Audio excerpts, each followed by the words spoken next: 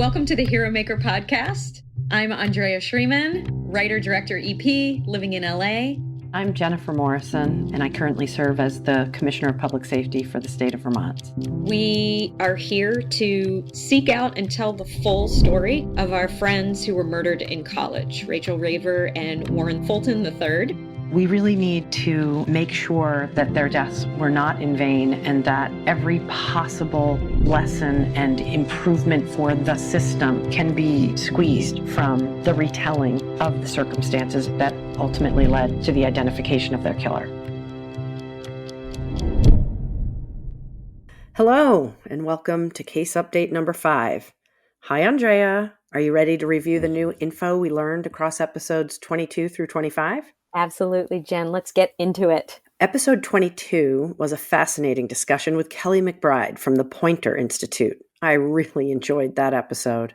Oh, yeah. Kelly is doing amazing work with journalists and media companies to bolster their organizational commitments and update their 21st century policies, especially when it comes to coverage of violent crime. The most exciting part of that episode for me was hearing you two discuss potential improvements in violent crime coverage in real time. Specifically, I got really excited. You were talking about bringing 3 stakeholders, public safety, public health, and the media together immediately following a crime to improve the way that it's shared with the community. Yeah, we all have a similar goal of informing the public and strengthening community resilience, so it makes sense and it's very exciting. I am hoping to follow up with the Poynter Institute to explore possible work we can do together. If public safety, public health, and the media can pull their oars in the same direction, we're really going to be able to benefit the community instead of constantly frightening the community. I love that. In episode 25, we talked with defense attorney Joshua Ritter. He walked us through some basics around criminal defense work. We had a lively conversation, and I really respect his experience and perspective. What were your key takeaways from that episode, Shreems? Well, I certainly loved hearing you and Josh chat. Because Josh has served on both sides of the bar, he was in the DA's office for many years, and now he works as a criminal defense attorney. He seemed to have a very balanced perspective on what it takes to just move the legal system forward.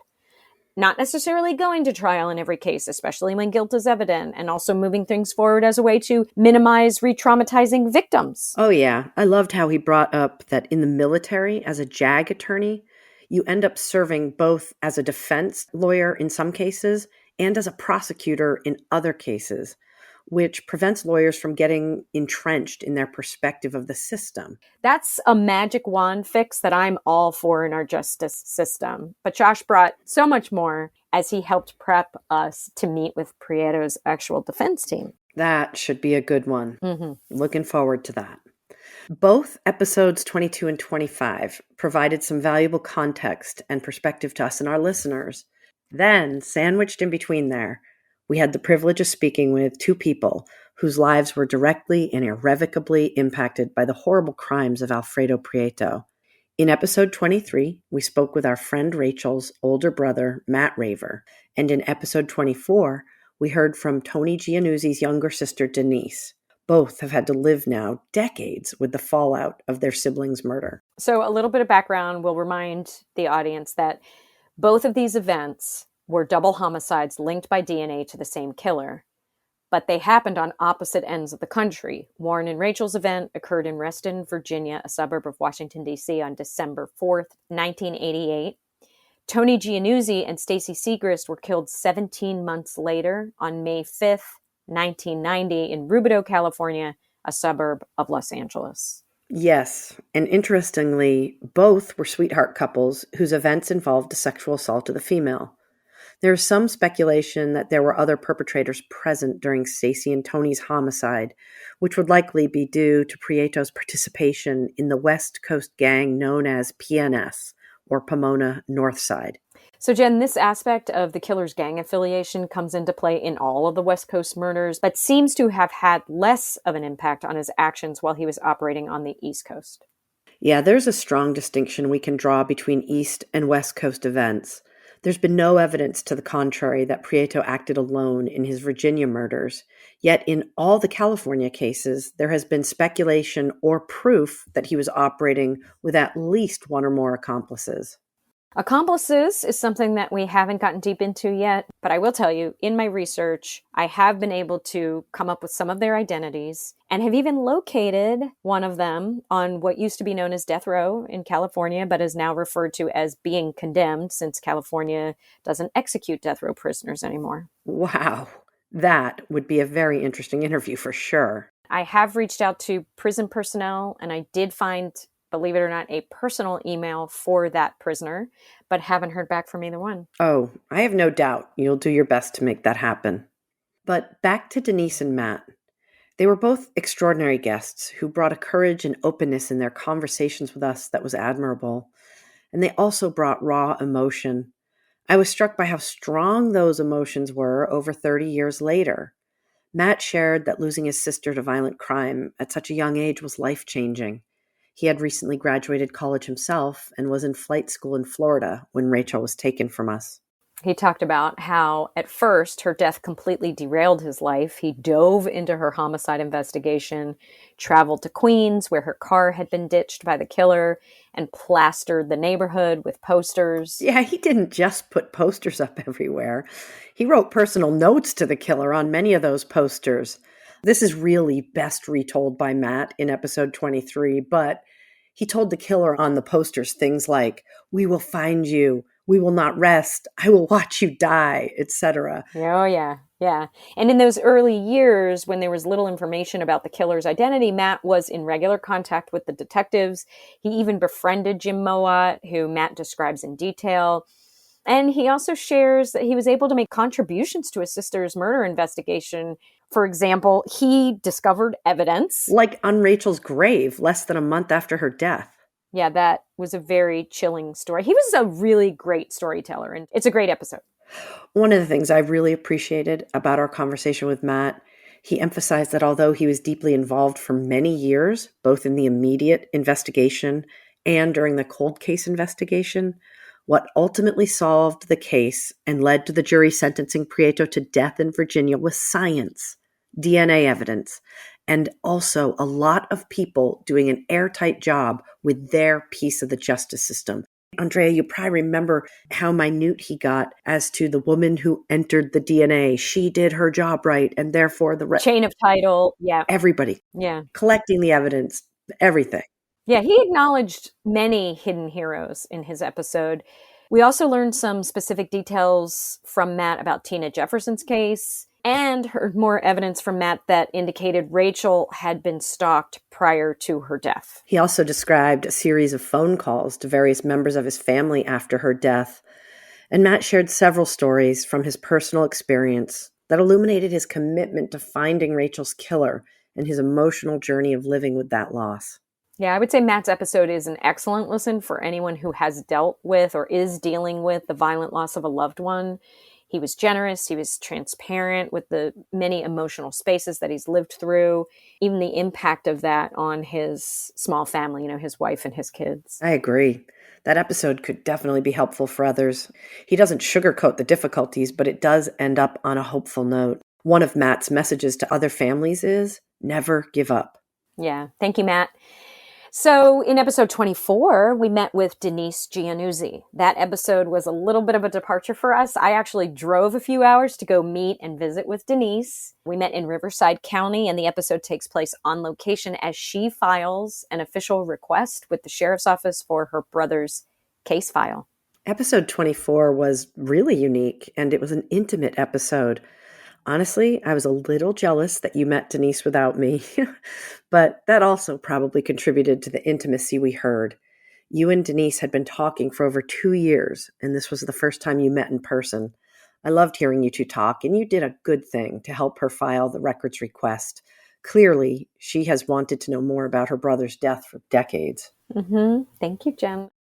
One of the notable contrasts that we brought this up already, this gang level that was out on the West Coast, but it came out in my discussion with Denise, and it's something that wasn't present in our discussions with Rachel's brother or sister, was how many people warned Denise that pursuing answers surrounding Tony's homicide, particularly around the time of his death, would place her in danger of gang retribution. And even her own father, a former law enforcement officer, didn't want her to pursue details. Denise's dad was a sheriff's deputy for many years, and then the family owned a police uniform store. So Denise grew up surrounded by police officers. Many of those officers knew about her brother's death and warned her that it was a gruesome case. And in fact, for decades, she was advised to stay away from seeking answers. I think it was a really significant milestone that Denise was finally ready to request the case file and come face to face with the facts about her brother's death. I'm glad you were there with her and for her in the moment. I felt quite honored to be there with her.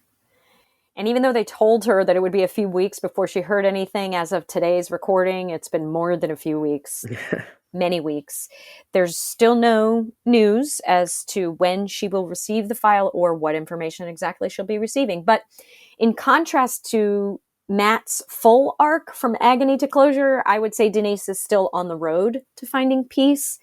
The way she described it, there are members of her family who were able to lay Tony's death to rest once they knew Alfredo Prieto had been executed, couldn't hurt anyone else, had been held to account for his crimes. But for her, she still has so many unanswered questions, and she's trusting that that case file will help bring her closure. Well, like we've discussed before, no two people respond to the sudden, violent death of a loved one the same way. Denise has been on her own unique journey. One of the things she mentioned in the episode was a deep yearning to provide information to her brother's children, her nephews who grew up without a dad in their lives. At the very least, whatever information she's able to uncover, we hope will give her the ability to provide answers for her nephews. I'm not sure that's true that they didn't grow up with a dad in their lives. I think her sister-in-law is remarried, but they definitely did not grow up with their biological father. Yeah. And yes, I imagine being able to provide some information for them will be a great opening for their relationship and bring some comfort. She also corroborated some information we gained from Stacy's mother in episode 18 that Tony and Stacy were likely connected to Prieto and other members of PNS through moving drugs. She also shared something new that she had heard, that they were killed over a small amount of money, $200, that Tony either hadn't given Prieto or owed him. That's really sad, but not surprising, given what we know about this killer's prior acts. And I do want to add that one of the ways Denise thought losing her brother at such a young age had impacted her positively is that she quickly became that person who friends and family turn to when they need straight talk and support. Interestingly, both Matt and Denise reflected that losing their siblings had the effect of causing them to grow up quickly. That's right. And Denise talked about being an anchor for her friends and her family, for being known for her street smarts. And this is important because this has been part of her healing journey. She also talked about getting herself into therapy in her 30s and using that as a space to understand and heal. Well, I was very impressed by Denise's strength and courage and appreciated learning more about her brother, Tony. She painted a much clearer picture of him than we had heard before. Yeah, thank you both to Denise and Matt for speaking with us. It's no secret that Jennifer and I have a goal of talking to at least one person who knew each victim of our friend's killer. And this segment helped us bring Tony Gianuzzi and Rachael Raver to life for our audience in a very beautiful way. We appreciate you sharing their good deeds and unique personalities, as opposed to only focusing or hearing about the few months or moments leading up to their deaths. I echo Andrea's gratitude to Denise and Matt. Your courage and experiences as survivors was touching for me to hear, and no doubt is impacting our audience as well. Thank you to everyone for being part of the Hero Maker family. And Jen, thank you for meeting me here each week to learn and grow. I'm really loving this time with you. I agree, Andrea. Thank you as well.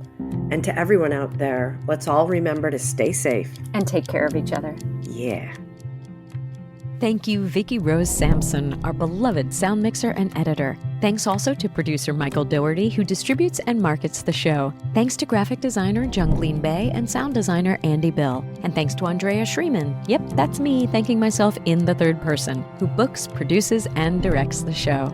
Please subscribe to the Hero Maker podcast wherever you listen and take a moment to rate us. It really helps the podcast grow. We're also on Facebook, Twitter, and Instagram at the Hero Maker Pod. If you'd like to collaborate or suggest a guest, please email us at media@theheromakerpod.com. theheromakerpodcast.com. The Hero Maker Podcast is a production of Prudent Pictures. Thank you so much for listening.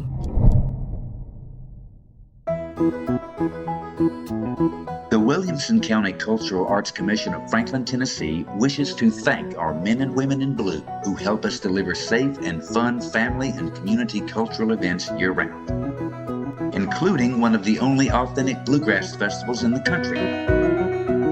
Bluegrass Along the Harpeth takes place every July and at the Williamson County Fair in August and at the annual Tennessee International Independent Film Festival. Check out our full calendar of events at wccac-tn.org.